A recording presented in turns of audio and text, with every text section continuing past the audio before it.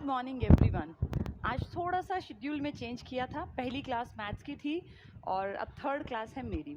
देखते हैं अगर ये सूट करेगा तो इसी को कंटिन्यू करेंगे, अदरवाइज मैं देखती हूँ कल हो पाया तो या तो पहली या तीसरी जो ज़्यादा सूटेबल होगा उसके अकॉर्डिंग इसको अरेंज कर लेंगे। क्या फ़र्क पड़ता है तुम्हें, क्योंकि तुम्हें सब कुछ पढ़ना है। कोई भी टीचर किसी भी टाइम आए, मुझे नहीं लगता इससे कोई तुम्हारा एज सच तुम्हारे ऊपर प्रभाव आता होगा। चलिए आज एक नया टॉपिक स्टार्ट करना था और टॉपिक का नाम था मध्यकाल। बहुत बहुत इम्पॉर्टेंट है और इसी के ऊपर बहुत बार आपने पेपरों में क्वेश्चंस देखे होंगे। जब भी कभी अकबर का जिक्र आएगा, जहांगीर का या दिल्ली सल्तनत का, कुतुबुद्दीन ऐबक का, बलबन का, इल्तुतमिश का, ये सारे जितने नाम आपने सुने होंगे, कभी आपके कानों में पड़े होंगे जब आप 8वीं में थे, 7वीं में थे, 9वीं में, 10वीं में, ये सब मध्यकाल से ही संबंधित है। हमारी जो पढ़ाई है ना बहुत सिस्टमैटिक तरीके से डिज़ाइन की गई है और 6th में जब बच्चा एंटर करता है, 5वीं तक कुछ नहीं बताते, नॉर्मल चीज़ें, 6ठी में जैसे ही बच्चे की एंट्री होती है उसे हड़प्पा काल पढ़ाया जाता है। फिर 7वीं आते आते उसे गुप्त, मौर्य और ये दक्षिण भारत, ये चोल, चेर, पांडे सब पढ़ाए जाते हैं। 8वीं आते आते बच्चा जो है ना वो मध्यकाल और मॉडर्न इंडिया के मिक्सचर को पढ़ना स्टार्ट करता है और 9वीं और 10वीं में उसको इंडिया की पूरी हिस्ट्री समझ में आने लगती है। प्लान ऐसे ही करके बनाया गया। वो अलग बात है कि हमने कभी स्कूल टाइम पे उतना ध्यान ही नहीं दिया और ये किस तरीके से सोच के डिज़ाइन किया, ना टीचर्स कभी समझाते और ना ही बच्चे कभी इतनी जहमत उठाते। उनके लिए हिस्ट्री एक बोरिंग सब्जेक्ट है। लेकिन अब क्योंकि हमें कॉम्पिटिटिव पेपर में बैठना है, इसीलिए हमें पता होना चाहिए कि हिस्ट्री की डिज़ाइनिंग किस तरह से क्लासेस में की गई है और क्या कुछ किस स्तर पे सीखना होता है। हमने एंशिएंट इंडिया पढ़ा और जितने लोग मुझसे जुड़े हुए हैं, अगर आपने एडमिशन अभी लिया है, आज में, कल में, परसों में या पिछले 3-4 दिन में, तो कोई दिक्कत नहीं है। एंशिएंट इंडिया दोबारा जब सर्कल होगा ना पढ़ाई का, तब फिर दोबारा से आएगा। अभी जो लोग नए हैं उनके लिए ये मान लीजिए कि मध्यकाल से ही हम पढ़ना स्टार्ट करेंगे, ठीक है। लेकिन जो लोग पुराने जुड़े हुए हैं, क्योंकि हमारा ये जो ऐप है ये मेरे ख्याल मई में लॉन्च हुआ था, 11 या 12 मई के आसपास, तो जो स्टार्टिंग से स्टूडेंट्स जुड़े हुए हैं वो अच्छी तरह उनको पता है कि कैसे पुराना काल इंडिया में हमने देखा था। मैं उन लोगों को भी ध्यान में रखूंगी और नयों को भी। एक हल्का सा यहाँ तक की यात्रा पहले कैसे हमने पूरी की है उसकी बातचीत कर लेते हैं और फिर मध्यकाल की स्टार्टिंग क्यों हुई, क्योंकि ये सब्जेक्ट आपस में एक पुल की तरह जुड़ने चाहिए इस समय। ऐसा नहीं कि बस रट लिया कि मध्यकाल इतने से इतना। क्या जरूरत है इसको मध्यकाल क्यों कहते हैं? एक आदमी की लाइफ में जैसे होता है ना भाई, बचपन है, फिर जवान है आदमी, फिर बुढ़ापा है, तो इस तरह अलग अलग काल रहे हैं देश की व्यवस्था में भी। उन्हीं के नाम हैं कि प्राचीन भारत, मध्यकालीन भारत और आधुनिक भारत। तो इसमें जैसे बच्चे के जीवन में परिवर्तन आता है ना, बचपना अलग है, फिर जवान एज अलग है, फिर बुढ़ापा अलग है, सेम ऐसे ही इंडिया में भी बदलाव आया और इसी बदलाव के कारण इसके अलग अलग पार्ट बनाए गए, वरना एक ही पार्ट में सारा पढ़ लेते। तो देखिए क्या था, हम अभी पहले यहाँ तक इसकी स्टार्टिंग से पहले एक पिछला पुल तैयार होना चाहिए हमारे दिमाग में। सबसे पहले हम लोगों ने पढ़ा था, जो मैंने तुम्हें पढ़ाना स्टार्ट किया, कि इंडिया में एक बहुत विकसित एडवांस तरीके के लोग थे जो पूरे के पूरे शहरी थे। अब इसकी पिक्चराइजेशन करना दिमाग में, पूरे के पूरे शहरी, जिनका शहर बहुत सिस्टमैटिक तरीके से बसा हुआ था, जो उस टाइम के पुरोहित, अमीर, ऊंचे दर्जे के लोग थे, उनकी लाइफ की सेफ्टी सिक्योरिटी के लिए वो और अच्छे तरीके से रहते थे और आम जनता भी रहती अच्छी तरीके से ही थी।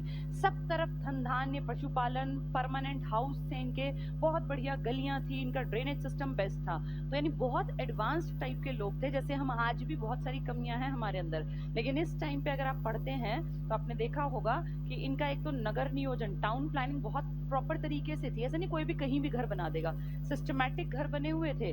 गलियां समकोण पर काटती थी और गलियों की चौड़ाई भी एक आइडियल फॉर्म बनाई गई थी। पक्की गलियां थी कई सारी जगहों पर, कहीं कहीं कच्ची ईंट की गलियां भी थी। तो बहुत अच्छी तकनीक का उस टाइम में, आज से 5000 साल पहले यूज करते थे हड़प्पा वाले। लेकिन हर अच्छी चीज का अंत होता है, तो धीरे धीरे हड़प्पा का भी विकास अवस्था के बाद धीरे धीरे नीचे की तरफ पतन स्टार्ट हुआ और एक ऐसी स्टेज आई जब हड़प्पा वाली अगली पीढ़ियां कमजोर थी। उन्होंने अपने बाप दादाओं के ही घरों में छोटा मोटा कुछ चेंज किया और उसी में रहते रहे। नए घर बनने बंद हो गए, नई सड़कें बननी बंद हो गई, यानी व्यवस्था जो थी पहले से खराब होती चली गई। फाइनली इनका पतन हो गया और इंडिया में एक और सभ्यता का विकास हुआ, जिसे आप कहते हैं आर्य सभ्यता। ये धरती पे ना नियम है, ये मान लो प्रकृति का नियम है, एक आएगा वो रहेगा, फिर वो जाएगा, फिर दूसरा आएगा। तो हड़प्पा वालों का अंत हुआ और आर्य सभ्यता का यहाँ पे स्टार्टिंग पीरियड आया। ये आर्य जो थे उतने एडवांस नहीं है जितने हड़प्पा वाले। वो शहरों में रहते थे, पक्के घर थे, पक्की ईंटें थी। इनके यहाँ पे कच्चे घर हैं, ये घास फूस के घरों में रहते हैं। इनका सिस्टम नहीं है कोई ड्रेनेज फ्रेनेज का, ना इनकी कोई टाउन प्लानिंग है। ये आए हैं, बाहर से आए हैं, मध्य एशिया से, और अपने गायों को और जो ये भेड़ बकरी हैं इनके दलों को लेकर आए कि भाई ये चर लेंगे। और हमारे यहाँ बढ़िया पंजाब का इलाका था, पाकिस्तान का पंजाब, हमारा पंजाब पूरा रिच इलाका था। तो यहाँ ये आए, देखा अरे तो खाली पड़े मैदान, यहीं बस गए। इन्होंने अपनी कच्ची झोपड़ियां टाइप बना ली और गायों के दल के साथ ये रहते। जैसे ही चारा खाने की चीज खत्म होती गायों के चरने की, जगह बदल जाते। आर्य सभ्यता ये 500 साल ऐसे काट गए, लेकिन इनका रहन सहन खान पान जो था वो हमारे, अगर देखें हम इंडियन हिंदू खासकर, तो हम ये मानते हैं कि आर्य अपने टाइम के बेस्ट थे। और इनके जो पूजा करते थे ये गाय की, आप आज भी देखो हमारे घर में बड़े बूढ़े जब भी रोटी बननी शुरू होती है तो कहते हैं गाय की एक रोटी पहले निकाल दो, यानी ये गाय पूजनीय आज तक आपके मेरे घर में है। ये आर्य काल की देन है। ये आर्य सभ्यता वाले 500 साल तो घूमते फिरते काट गए। 7 नदियों के आसपास थे ये। 7 नदियों का मतलब है सिंधु, सतलुज, झेलम, चेनाब, रावी, व्यास और सरस्वती। 5 तो पंजाब वाली, एक पाकिस्तान की सिंधु और एक सरस्वती जो कि अब गायब है, अदृश्य है। फिर धीरे धीरे ये लोग आगे बढ़े और इनको एक खास चीज मिल गई, लोहा। लोहा मिलते ही हमारा जीवन बदला। अब से पहले लोहा न इनके पास था न इनके पास। लोहा 1000 ईसा पूर्व में इंडिया के लोगों को पता चला। उससे पहले लोहे का हमारे जीवन में कोई यूज ही नहीं था, हमें पता ही नहीं था। धरती में दबा पड़ा था लेकिन हमें जानकारी नहीं थी। लोहे ने पूरी लाइफ बदल दी, क्योंकि लोहे से लोग हथियार और औजार बनाने लगे और जंगल काटने लग गए। और जैसे ही जंगल काटा तो एक बहुत बड़ी प्रॉपर्टी खाली पड़ी थी, इन्होंने वहां खेती करनी आरंभ कर दी। और इस लोहे के इजाद के कारण अब धीरे धीरे इंसान खेती को इम्पोर्टेंस देने लग गया। पहले देखो यहाँ पे घर जब इकट्ठे थे ना, स्थायी घर थे, तब भी खेती करते थे, व्यापार भी करते थे। ये लोग खेती करते हैं लेकिन सिर्फ इतनी, जो 2 महीने जहाँ ये गाय चरेंगी ना, बस उस इलाके में कुछ ऐसा पैदा हो जाए, क्योंकि इनको तो रोज जगह बदलनी है। इनकी लाइफ का सबसे मेन मोटो था पशुपालन, क्योंकि ये गायों के लिए ही जगह ढूंढते ढूंढते यहाँ आए थे। जबकि जो हड़प्पा वाले थे ना, पशुपालन वो भी करते थे लेकिन उनका मेन काम था कृषि और व्यापार। पशुपालन उनका सेकेंडरी वर्क था। लेकिन जो ये लोग हैं, जो ग्रामीण व्यवस्था के अंग हैं, कबीलाई समाज के अंग हैं, टिककर नहीं बैठते। ये खेती कैसे करेंगे? करेंगे पेट भरने लायक, बस इतनी कि पेट भर जाए। इनका मेन कामकाज क्या था? खेती इंपॉर्टेंट कब हुई? जब लोहा आया। तो फिर इनका नंबर 1 काम क्या था? पशुपालन, ये नंबर 1 था। इनका नंबर 1 क्या था? कृषि करना। अंतर समझ रहे हो ना? ये एक जगह रुक के रहते थे, ये लोग घूमते थे। लोहे ने लाइफ बदली और फिर इन लोगों को लगा कि यार हमें घूमने की क्या जरूरत है, इसी एरिया में अपनी गायों को बांधते हैं, इनका चारा यहीं पैदा कर लेंगे। और धीरे धीरे करके इन लोगों ने अपना जीवन स्थायी शुरू कर दिया। 1000 ईसा पूर्व से और 600 ईसा पूर्व के पास जीवन स्थायी होने लग गया। जब जीवन स्थायी होगा ना, तो अब वापस से इंपॉर्टेंट क्या बन जाएगी? खेती। और सेकंड नंबर पर क्या आ जाएगा? पशुपालन। ये बहुत बार आता है, बहुत लोग इसमें कंफ्यूज रहते हैं। हड़प्पा वालों का मेन काम कृषि और व्यापार है। इनका मेन काम स्टार्टिंग में खेती नहीं थी, स्टार्टिंग में पशुपालन था। गाय हमारी माता इसी काल की देन है जो आज तक चल रही है। जब लोहा खोजा तब खेती इंपॉर्टेंट हुई और फिर पशुपालन सेकेंडरी हो गया। बहुत बढ़िया टाइम पीरियड देखा। इस टाइम पर हम लोगों का जो ये है ना, ब्राह्मण, क्षत्रिय, वैश्य, शूद्र, ये सब इसी काल की देन है। ये स्टार्टिंग में सिर्फ और सिर्फ चीजें किस पर आधारित थी? आपके कर्म पर, या कह लो आप जो भी व्यवसाय करते हैं आप उसी के अनुसार ब्राह्मण बनेंगे। आप उसी, ब्राह्मण मतलब क्या था? जो बुद्धि का काम करेगा। वो कोई भी हो सकता है। आज जिसको आप SC ST डिवाइड करके बैठे हैं ना, पहले कोई भी उस टाइम शूद्र जो था ना, वो मर्जी से सेवा का काम चुनता था। जो बुद्धि का काम करेगा, जो दान लेगा, दान देगा, या जो पढ़ेगा, पढ़ाएगा, यानी कहीं ना कहीं इस तरह की चीजों से संबंधित आदमी ब्राह्मण कहलाते थे। अपने कर्म से ब्राह्मण बना जाता था, सिर्फ पैदा होने से ब्राह्मण कोई नहीं था। जो लोग जैसे एरिया, टेरिटरी है, अब रोज जगह बदलनी थी, 2 महीने बाद कहीं और जाएंगे, तो जो तगड़े टाइप के बिल्ड के लोग थे ना, वो क्षत्रिय बन गए। वो अपनी कम्युनिटी के हेड बन गए, लीडर बन गए। भाई हम ध्यान रखेंगे, कोई आएगा हमारे ऊपर अटैक करने, हमारी गाय खोलने, तो हम उनसे लड़ेंगे। इस तरह के लोग क्षत्रिय बन गए। और जो छुटपुट छुटपुट चीजों का लेन देन रखते थे वो वैश्य बन गए, व्यापारी। और जो इन तीनों की सेवा करते थे वो शूद्र बन गए। शूद्र होना कोई नेगेटिव नहीं था, शूद्र कोई भी बन सकता था अपनी मर्जी से, अगर वो उनकी सेवा का काम अपनाता था। अब सेवा का मतलब क्या है? सफाई कर दी, उनका सामान ढो दिया, ये सेवा थी। लेकिन धीरे धीरे जैसे ही लोहा आया तो चीजों में रिजिडिटी आ गई, और समाज में ब्राह्मणों ने कहा कि सिर्फ हमारे बेटे ही ब्राह्मण बनेंगे, हमारे बेटों को ही पढ़ने का हक होगा। क्षत्रिय ने कहा मेरा बेटा ही राज करेगा, मेरा ही बेटा इस एरिया का, टेरिटरी का मालिक होगा। वैश्य ने कहा जितना बड़ा मार्केट होगा सिर्फ मेरा बेटा संभालेगा और कोई इसमें एंट्री नहीं करेगा। शूद्र फंस गया, क्योंकि शूद्र अपनी मर्जी से सेवा करता था, लेकिन उसका बेटा अगर सेवा नहीं करना चाहता तो उसके रास्ते बंद कर दिए ब्राह्मणों ने, क्षत्रियों ने, वैश्यों ने। ये समाज में धीरे धीरे धीरे विघटन की शुरुआत होगी, और स्टार्टिंग में जो चीजें बहुत अच्छी थी अब वो धीरे धीरे खराब रास्ते पर चल पड़ी। और एक ऐसा टाइम आया जब इंसान ने हर चीज को किससे जोड़ दिया? जन्म। और आज देख लो तुम 2020 में, आज भी हम देखें तो व्यवस्था ऐसी ही है। आज भी ब्राह्मण का बेटा ही ब्राह्मण है, क्षत्रिय, क्षत्रिय का मतलब अब यहाँ हो गया बहुत सारी कम्युनिटीज, क्योंकि उपजातियां बन गई थी ना लेटेस्ट स्टेज में आते आते। लेकिन आज भी देखो, जो जाट कम्युनिटी में पैदा होगा वही जाट है, जो पंजाबी कम्युनिटी में पैदा होगा, सिख कम्युनिटी वही सिख बनेगा, या जो शूद्र में पैदा हो गया वो शूद्र ही कहलाएगा। कोई भी शूद्र जनरल कास्ट को नहीं अपना सकता। आज भी तो ये रिजिडिटी है। बौद्ध धर्म ने खुला दिया अपना ये कि भाई मेरे यहाँ कोई भी आ जाए, इसलिए बहुत सारे शेड्यूल कास्ट के लोग बुद्धिज्म की तरफ मुड़ जाते हैं। जो ये अपना कल्चर था ना स्टार्टिंग में जो बहुत अच्छा था, जब ये रिजिड हो गया ना और लायकियत को लोग निग्लेक्ट करने लग गए कि अगर तेज दिमाग एससी भी शूद्र भी है तो उसको ब्राह्मण बनने का हक नहीं है, वहां जाके धीरे धीरे समाज का पतन स्टार्ट हुआ। और इस स्टेज तक आते आते दो कम्युनिटी बहुत परेशान होने लग गई। कौन? एक तो महिलाएं या स्त्री। स्त्री बहुत ज्यादा दुखी हुई, क्योंकि महिलाओं की स्थिति को धीरे धीरे धीरे कम कम कम करते करते इस स्टेज पर ले आए कि औरतों के जन्म को ही बुरा मानने लग गए, पुत्री जन्म से चिढ़ने लग गए राजा महाराजा और आम परिवार भी। और आज तक देखो तुम्हारे मेरे घर में जो हमारी दादी की एज के लोग हैं, उन सबके मन में आज भी बेटी को लेकर कहीं ना कहीं एक थोड़ी सी नेगेटिव फीलिंग है। और जब किसी के घर में नए बच्चे का जन्म होने वाला हो तो अभी भी जो बड़े बूढ़े हैं ना हमारे, वो प्रेयर करते हैं कि बेटा ही जन्मे। तो उस चीज को वो आज भी सोचो कब की देन है वो, कि पुत्री जन्म अच्छा नहीं है, आज तक चल रहा है। जन्म आधारित व्यवस्था कितने पहले आई थी, आज तक चल रही है, जबकि ये दोनों नेगेटिव थी, आज तक हम इसको ढो रहे हैं। चलो जैसे तैसे करके, एक तो स्त्री और एक एससी। एससी का मतलब मेरा यहाँ उस टाइम एससी नहीं थे, उस टाइम ये शूद्र जाति, इन दोनों का बहुत नुकसान किया इस रिजिडिटी ने। जब हर चीज जन्म आधारित हुई, धीरे धीरे पतन हुआ, और 600 ईसा पूर्व के बाद इंडिया में धीरे धीरे करके महाजनपद उभरने लगे। अब राजा बनने लग गए। क्यों? क्योंकि अब प्रॉपर्टी के मालिक बन गए। हड़प्पा वालों को तो कोई मतलब नहीं था ना, वो तो अपना रहे आराम से जीवन काट के चले गए। जो ये बाद में आए, ये तो अपने कभी यहाँ गाय बांध ली, कभी वहां बांध ली, कभी वहां बांध ली। जब लोहा मिला तो प्रॉपर्टी इन्होंने अपनी हथिया ली, जंगल काट के भाई हमारी प्रॉपर्टी है, कोई आया तो हम उसको मारेंगे। और फिर धीरे धीरे घर में जितने लड़के होंगे उतनी ताकत ज्यादा हो गई, क्योंकि बाउंड्री बना ली अपनी, अब लड़के हैं तो लड़ने को तैयार रहेंगे। उनके पास ये हो गया कि भाई हमारे जो अब मान लीजिए 100 आदमियों का एक पूरा इलाका था, एक कबीला था, हर एक के घर में अगर 5-5, 6-6 लड़के हैं तो 500-600 लड़के अगली पीढ़ी के तैयार हैं। अब कोई भी आएगा अटैक करने तो वो पीछे जो है उनको खदेड़ देंगे, भगा देंगे।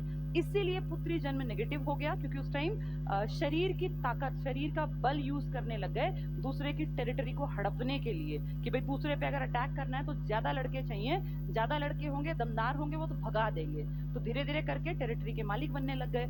अब इसी टाइम पर जब ये स्टेज आगे चली तो महाजनपद बने। महा मतलब बड़ा, जन मतलब जनता, पद मतलब पैर, यानी अब राजा बनेंगे। अब से पहले राजा नहीं थे, अब राजा बनेंगे। और हमारी बौद्ध और जैन धर्म की किताबों में लिखा है 16 बड़े महाजनपद थे इंडिया में। एक दक्षिण भारत में बताया है, पंजाब साइड है, पाकिस्तान साइड है, यूपी, हरियाणा, ये पूरी बेल्ट बंगाल तक की। इनमें सबसे बड़ा महाजनपद जो उभरा वो था मगध। यहाँ बहुत तगड़े वंश राजाओं के बने। इनमें 3 थे, ह, शी, न। ये सिर्फ एक आइडिया दे रही हूँ ताकि आप लोग इसको जोड़ पाओ आज की क्लास से। हरियंक वंश पहला वंश है राजाओं का, इसके बाद शिशुनाग वंश, इसके बाद नंद वंश, फिर फाइनली जाके नंद वंश में धनानंद नाम का एक राजा हुआ, तो बहुत बड़ी प्रॉपर्टी का मालिक था, ढेर टैक्स उसके पास आता, अमीर था।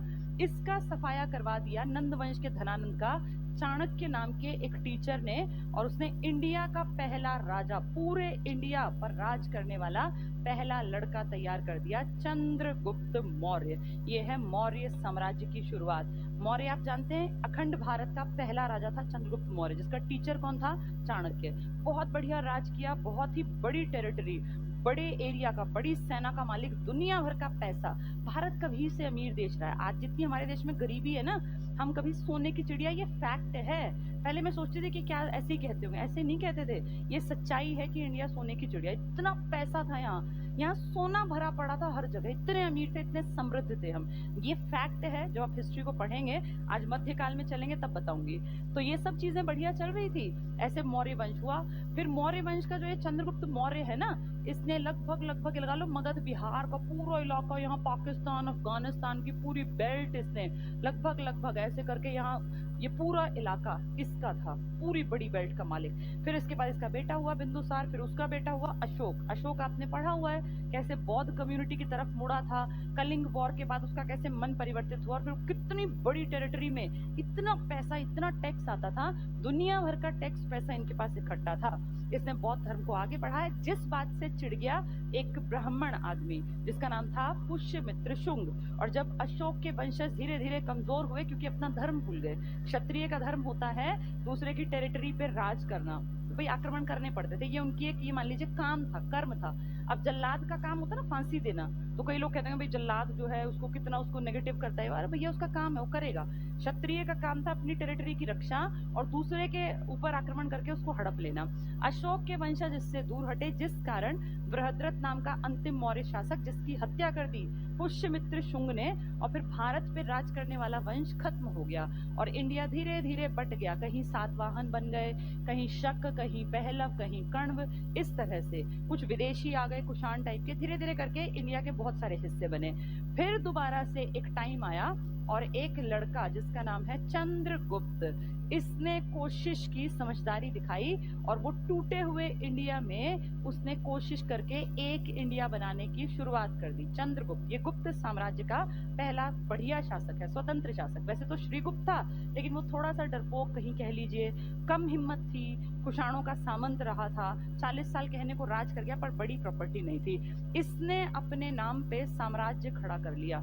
शादी की थी ना लिच्छवियों की बेटी से, कुमार देवी से। इसका बेटा हुआ समुद्रगुप्त, जिसने हिम्मत और दिखाई और उसने उत्तर भारत के आर्यावर्त के, यहाँ की बेल्ट के 9 राजा हराए और इसको ग्रहण कर लिया। और जो साउथ की तरफ वो गया तो 12 राजा हराए, लेकिन उनको ग्रहण करके छोड़ दिया। प्रस्बोध धारण और मोक्ष करके, मोक्ष शब्द बताया था, दक्षिण की तरफ था। तो ये समुद्रगुप्त था। फिर इसके बाद इसका बेटा आया चंद्रगुप्त सेकंड, सबसे ज्यादा नामी गिरामी, जिसके टाइम को स्वर्ण काल कहा जाता है। इसके दरबार में 9 रत्न थे, बहुत बढ़िया हर चीज चल रही थी। आर्यभट्ट 9 रत्नों में नहीं था। आर्यभट्ट बहुत बड़े मैथमेटिशियन हैं, गुप्तों के टाइम पीरियड में हुए, लेकिन इस टाइम में नहीं हुए। एक क्वेश्चन कई लोगों ने कल मेरे पास भेजा, वो कंफ्यूजन था। एक परम भागवत, ये पेपर में भी डाला था मैंने, परम भागवत ये उपाधि है। परम का मतलब क्या होता है? सबसे बड़ा। जैसे परम वीर चक्र है ना हमारा, सबसे बड़े जो देश के लिए कुछ करते हैं उन्हें मिलता है। भागवत जानते हो ना, भगवान विष्णु, विष्णु को हम कहते हैं भागवत। भागवत कथा में विष्णु की तो कहानी सुनाई जाती है। तो परम भागवत ये दिखाता है कि इनका हिंदू धर्म में इंटरेस्ट था। हिस्ट्री में ढेरों परम भागवत हुए हैं, लेकिन गुप्तों के परम भागवत इंपॉर्टेंट है। और ध्यान से सुनना, ये कईयों का कंफ्यूजन था। पहला समुद्रगुप्त याद है, इसके पिताजी का नाम था समुद्रगुप्त। इसने भी अपने आप को परम भागवत कहा। समुद्रगुप्त के सिक्के पे वीणा बजाते हुए दिखाया गया था ना। समुद्रगुप्त के सिक्के पे गरुड़ स्तंभ याद होगा, उस पे बैठा हुआ गरुड़, गरुड़ किसका है? विष्णु भगवान का। तो परम भागवत समुद्रगुप्त भी है, परम भागवत चंद्रगुप्त सेकंड भी है, और परम भागवत इसके बेटे के बाद, कुमारगुप्त के बाद एक आया था स्कंदगुप्त, ये भी है। जैसे विक्रमादित्य 14 है ना, ऐसे परम भागवत भी कईयों के पास है उपाधि। अब पेपर में आए तो मैंने जब आपको नोट्स बनवाए तो शायद मैंने इनमें से एक के नाम में लिखवा दिया था, चंद्रगुप्त सेकंड के नाम में।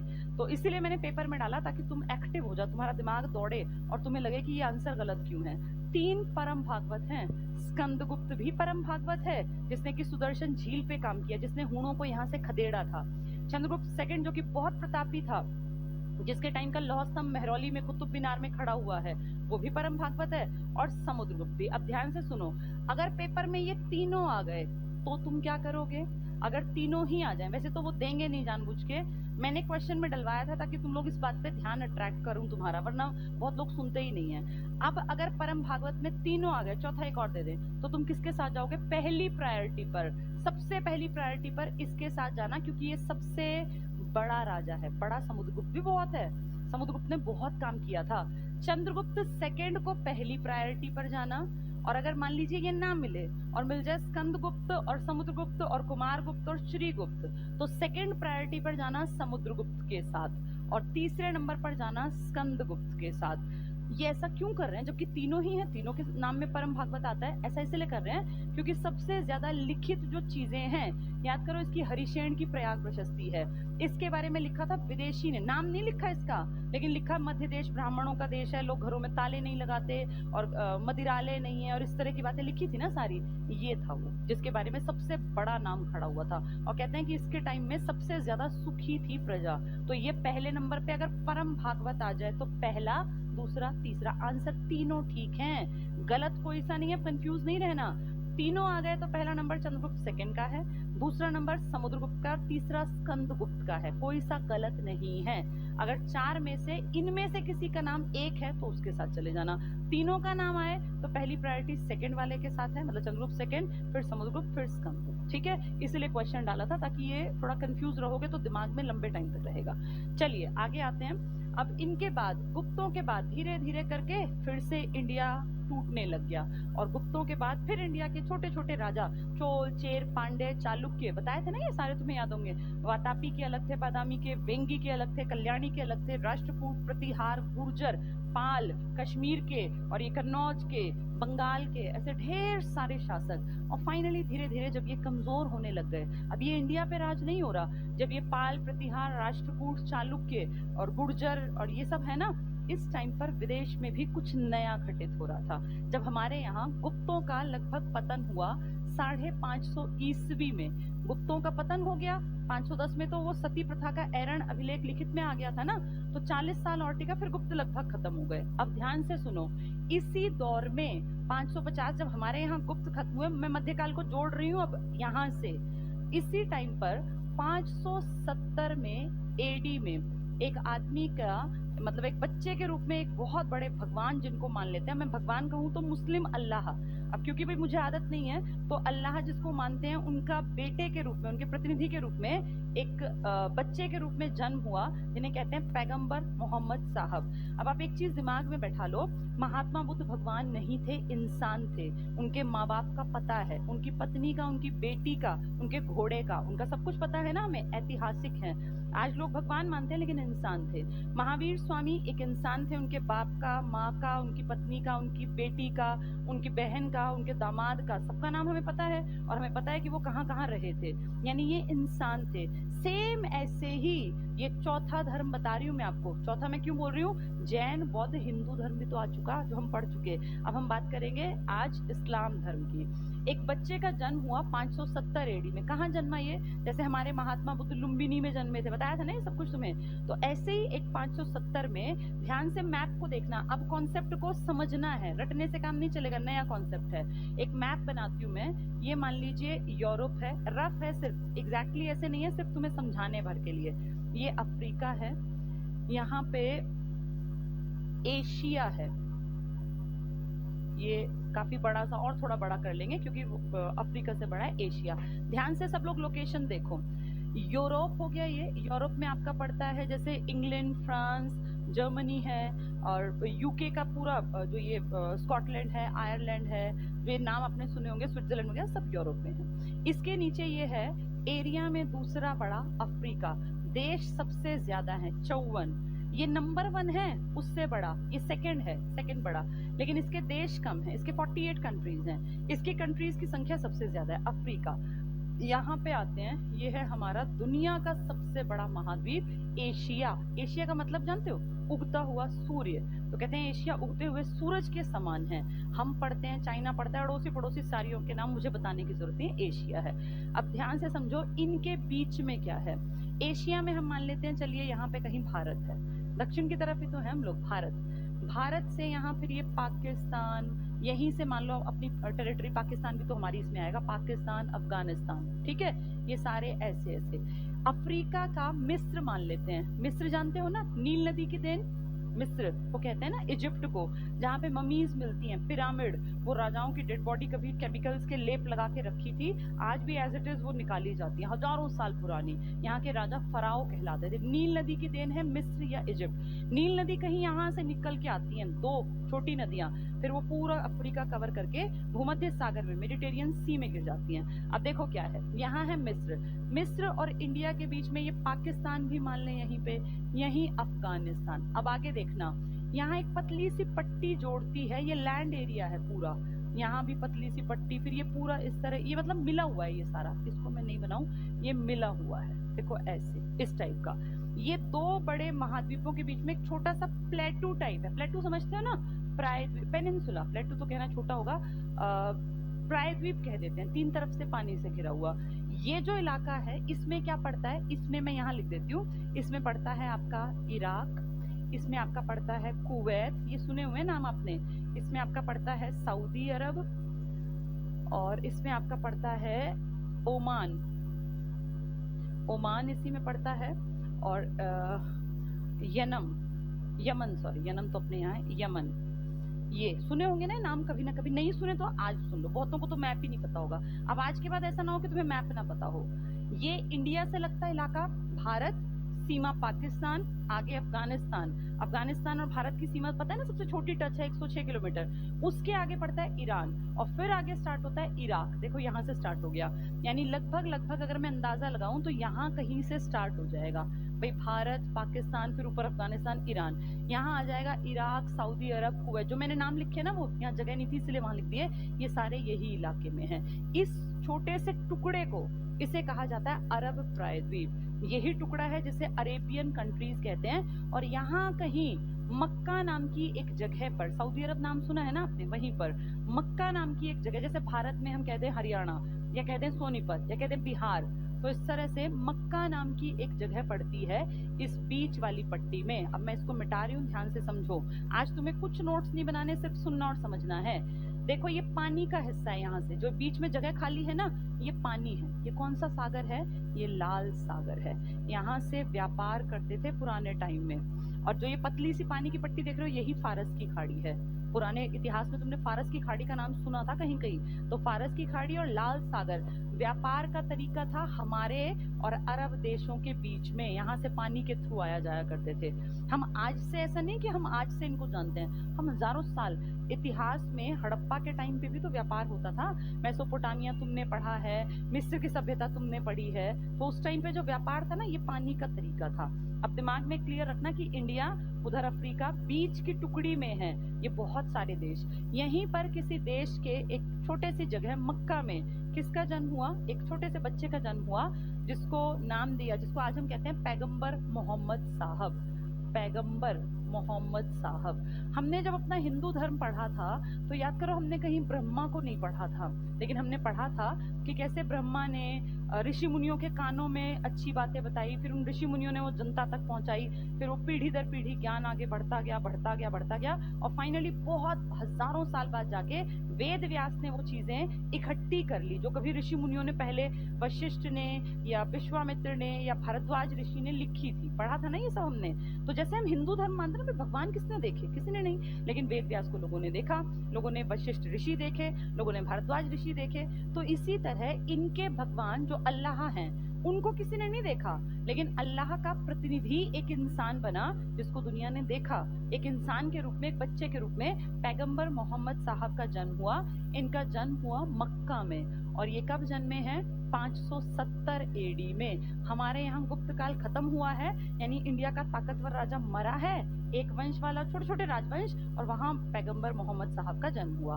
पैगंबर मोहम्मद साहब ने अपना घर छोड़ दिया, ऐसे ही जैसे महात्मा बुद्ध और महावीर स्वामी ने छोड़ दिया था ज्ञान हासिल करने के लिए, और निकल पड़े पहाड़, जंगल, तपस्या, जब तब जो भी इन्होंने किया, मेडिटेशन वगैरह। फाइनली जाके जब इनकी उम्र 40 साल की थी, यानी 610 ईस्वी में इनको एक गुफा, एक पहाड़ था, उस पहाड़ में कोई गुफा थी। सब लोग ऐसी गुफाओं में, पता नहीं याद होगा ना, देखो महात्मा बुद्ध कहाँ कहाँ जंगलों में ऐसे तपस्या करते, 6-6 साल तपस्या, 12-12 साल तपस्या, ऐसे ही सेम इन्होंने भी तपस्या की। और फाइनली लंबे टाइम की तपस्या के बाद, कठिन तप के बाद, मेडिटेशन के बाद इन्हें ज्ञान की प्राप्ति हुई 610 ईस्वी में। कहीं कहीं 609 भी लिखा है, कोई बात नहीं, एक आधा साल कौन वहां बैठ के लिख रहा था, ये आइडिया है ये। तो 7वीं शताब्दी की शुरुआत में इसकी शुरुआत हो गई। 7वीं शताब्दी क्यों कह रही हूँ, शताब्दी एक आगे बोली जाती है। ज्ञान प्राप्त हो गया 40 साल की लगभग उम्र में। देखो महात्मा बुद्ध को भी ज्ञान प्राप्त हुआ था 35 साल में, और महावीर स्वामी को ज्ञान प्राप्त हुआ था 42 साल में। इनको ज्ञान प्राप्त हो गया 40 साल में, यानी एक ही ग्रुप के हैं ये, लेकिन वो लोग जा चुके हैं, वो ईसा पूर्व बहुत पुराने थे, वो ये ईस्वी के हैं। तो एक गुफा है, उसका नाम है हीरा, ये गुफा का नाम है हीरा। यहाँ पे बैठ के उन्होंने, कहीं कहीं हीरा पहाड़ी लिखते हैं, वो बेसिकली एक पहाड़ में बनी हुई गुफा थी, इसलिए हीरा पहाड़ी या हीरा गुफा लिखे, एक ही बात है। ज्ञान प्राप्त हो गया। अब 610 में ज्ञान प्राप्त हुआ, ये मक्का में रहते थे, तो ज्ञान प्राप्त करके इन्होंने लोगों को बांटना शुरू किया। जिस चीज की प्राप्ति हुई ना, इन्होंने कहा मुझे भाई अल्लाह ने ये ज्ञान दिया है, तो जैसे हमारे भगवान ऐसे इनके अल्लाह, जैसे हमारे आगे बढ़ाने वाले ऋषि मुनि थे, उस तरह इनके पैगंबर मोहम्मद साहब, हजरत मोहम्मद साहब भी इन्हीं को कहते हैं। 40 साल में ज्ञान प्राप्त हुआ, लोगों में जा जाके बांटने लगे। क्या ज्ञान है इनका, जैसे हिंदू धर्म अच्छी बात है, देखो बेसिक बातें सबकी बराबर है। याद करो 4 आर्य सत्य क्या थे, सत्य, अहिंसा, अपरिग्रह, चोरी ना करना। तो ऐसी बात हर धर्म में, तभी कहते हैं सब धर्मों का निचोड़ एक ही है। इन्होंने भी यही कहा, इन्होंने क्या कहा, जो धर्म इन्होंने चलाया उसको कहा गया इस्लाम धर्म है। मुसलमानों का धर्म कौन सा है, इस्लाम धर्म। और उन्हें क्या कहते हैं, उस कम्युनिटी को मुसलमान। इसका मतलब जानते हो, मुसलमान का मतलब होता है मुसल्लम, मुसल्लम जमा ईमान। बहुत सुंदर पवित्र मतलब है इसका। इसका मतलब है जिसका ईमान, जिसका ईमान, हम कहते हैं ईमानदार बनो, जो बात हम कहते हैं सेम यही बात कह रहे हैं। ईमान को मुसल्लम रखो, मतलब पक्का रखो, ईमान से डिगो मत, हमेशा ईमानदारी से काम करो। तो सभी भगवानों ने जो कहा है ना, वो बेस सेम है। किसी ने नहीं कहा कि दूसरे को मार दो, काट दो, हिंसा करो, नहीं, सब कह रहे हैं मुसल्लम जमा ईमान, यानी जिसका ईमान पुख्ता हो, जिसका ईमान पक्का हो, जिसका ईमान सच्चा हो, जो अपने सही रास्ते से कभी ना हटे, वो है सच्चा मुसलमान। ये बात किसने कही है, पैगंबर मोहम्मद साहब ने। 40 साल की उम्र में जिनको ज्ञान आ गया, एक गुफा, एक पहाड़ी के ऊपर जो गुफा थी हीरा नाम की। अब ये बात उन्होंने कहा, फैलाई लोगों में, क्या कहा, कहा कि भाई जो असली मुसलमान होगा ना, जो भी मेरी इससे इम्प्रेस हो, मुसलमान बन सकता है, इस्लाम धर्म को अपना लो, दिन में 5 बार नमाज पढ़ो, वही बेसिक बातें, 5 बार नमाज पढ़ो, जितना हो सके दान करो, और इस तरह की बेसिक सी बातें, भाई अच्छे रहो, पॉजिटिव चीजें। कोई धर्म नेगेटिव सिखाता ही नहीं है, लोगों ने अपने आप बना लिया, ऐसा किसी धर्म में नहीं है कि दूसरे को मार दो। तो बहुत अच्छी बातें थी। 10 साल इन्होंने ज्ञान बांटा, 10 साल बांट के यहाँ ज्ञान 600, कब ये था, ये सब कब हो रहा है, 610 में ना, 10 क्या 12 साल ये ज्ञान बांटा। उसके बाद 622 में, देखो 570 पैदा हुए थे, 610 में ज्ञान आया, 622 में मक्का छोड़ के मदीना चले गए। जगह है ये, जन्मे कहाँ थे, मक्का। ज्ञान कहाँ प्राप्त हुआ था, मक्का में ही, हीरा की पहाड़ी में या गुफा में। और 12 साल ज्ञान बांट के फिर ये चले गए यहाँ से। जैसे हमारे महात्मा बुद्ध भी तो गए थे ना, जहाँ ज्ञान प्राप्त हुआ, बोध गया, याद करो, फिर अपना प्रवचन दिया सारनाथ, फिर कभी कपिल वस्तु, कहाँ कहाँ घूमते रहे। ऐसे ये भी चले गए, 12 साल वहां रह के लोगों को ज्ञान दिया, और फिर चले गए मदीना। मदीना की यात्रा जब की 24 सितंबर 622 को, जिस दिन ये गए ना मक्का से मदीना, उस दिन इनका कैलेंडर स्टार्ट हुआ, और उसे आज तक पढ़ा जाता है हिजरी संवत। हम हिंदी में देखो अपने 3 संवत पढ़ के आए थे, याद करो, विक्रम संवत था, विक्रमादित्य नाम के राजा ने जब शक विदेशियों को हराया था, ये याद होगा ना तुम्हें, नासिक मालवा पढ़ा रखे मैंने सारे, तब चला था विक्रम संवत 5758 BC में। फिर हमने पढ़ा था कनिष्क ने राजा बनते ही चलाया शक संवत, जो आज तक भारत सरकार मान रही है। और फिर हमने पढ़ा था गुप्त संवत 319 ईस्वी में। आज चौथा संवत पढ़ा रही हूँ, 4 ही संवत है, चारों याद रखना, पेपर में चारों आ जाते हैं। मक्का से मदीना जब मोहम्मद साहब ने यात्रा की, जगह बदली, तो नया कैलेंडर, इस्लामिक कैलेंडर है ये, हिजरी संवत। कब स्टार्ट हुआ, 622 में। क्यों स्टार्ट हुआ, क्योंकि हजरत मोहम्मद साहब मक्का से मदीना की यात्रा पर गए। लंबे नहीं जिए ज्यादा, 570 में जन्मे हैं, और ये लगा लीजिए 62 साल में एक्सपायर भी हो गए। 632 में इनको 62 साल हो गए होंगे, तो इतने में ये एक्सपायर भी हो गए। यानी दूसरी जगह जाके सिर्फ 10 साल ही ज्ञान दिया। मैं आपको बता दूं, मोहम्मद साहब का मर्डर हुआ था। बहुत सारे ऐसे भगवान हैं, याद करो महात्मा बुद्ध को भी पहले कई बार उनके ही चचेरे भाई ने मारने की कोशिश की थी।